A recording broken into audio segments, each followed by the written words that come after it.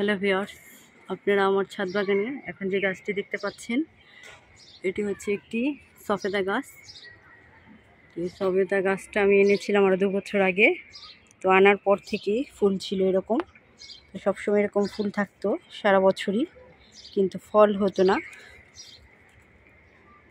আসলে তখন গাছের পরিপূর্ণ বয়স হয়নি, তো গাছটা এখন বড় হয়েছে।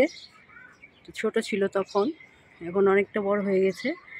আর এই গাছে এখনও ফুলের আছে, ফুল ফুটছে। আর এই ফুল থেকে এই যে ফলে পরিণত হয়েছে, অনেকগুলো ফলই টিকে গেছে। এই যে সফেদা, এটা হচ্ছে লম্বা সফেদা, থাই লম্বা জাতের। তো এখানে আছে 2টা, পুরোটা গাছেই সফেদা ধরতেছে এবং গাছটাও অনেক সুন্দর বড় হয়ে গেছে খুব অল্প সময়ে। 2 বছরের মধ্যেই গাছটা অনেক সুন্দর একদম ঝোপালো হয়ে গেছে। আর সফেদা গাছে যেভাবে ফুল আসতেছে, সবগুলো যদি টিকে যায় পুরো গাছটাই ভরে যাবে।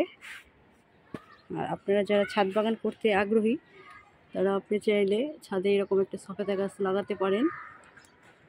খুব সহজে, এটার কোনো বাড়তি তেমন কোনো যত্ন লাগে না, খুব সহজেই ফল পাওয়া শুরু হবে।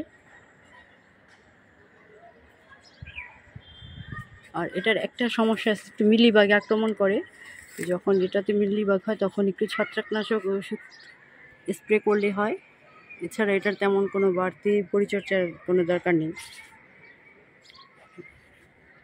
এই যে দেখেন আমার গাছটা, প্রতিটা ইসের মধ্যে ফুল আসছে, প্রতিটা ইসে যে এরকম হয় সফেদার ফুলগুলো, যেরকম ফুলটা ফোটার পর এরকম ফলের রূপ আকার ধারণ করে। তো আমার ভিডিওটা যদি আপনাদের কাছে ভালো লেগে থাকে, তাহলে আমার চ্যানেলটাকে সাবস্ক্রাইব করবেন, আর আমার চ্যানেলের পাশে থাকবেন। তো কেরানীগঞ্জ ছাদ বাগান ব্লগ আজ এ পর্যন্তই। সবাই ভালো থাকবেন, সুস্থ থাকবেন, আর আশা রাখছি আমার ছাদ বাগানের পাশে থাকবেন।